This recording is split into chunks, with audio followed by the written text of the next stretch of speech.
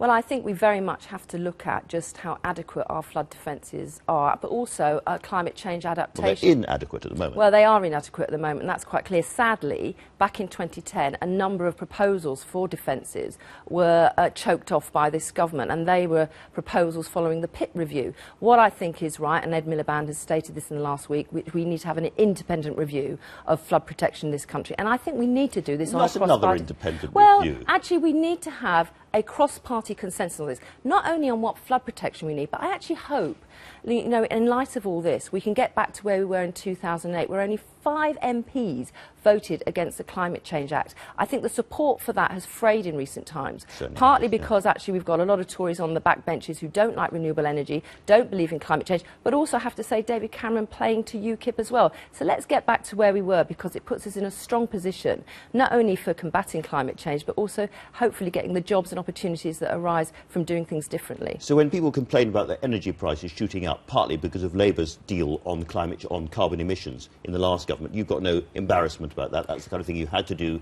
Energy prices have to take the hit. Part of where we need to get to is making sure in the future we can have cheaper costs. And actually, John Gummer, who chairs the Committee on Climate Change, a former Conservative Environment Minister, has made it very clear that actually the costs of not moving to cleaner energy are going to far outweigh the costs we're paying in the future. But the costs have to be fair, and that's why we have to fix the market and make sure it's more competitive, more transparent, and certainly more accountable. OK, dead simple question to finish with. Are you pledging more money for this, yes or no?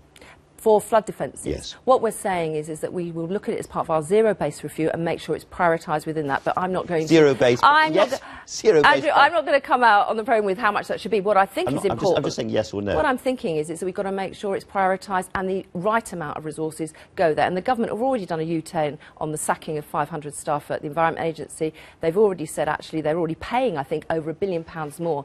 And it's false economics to have a situation where we don't do the right thing in front and then pay more after.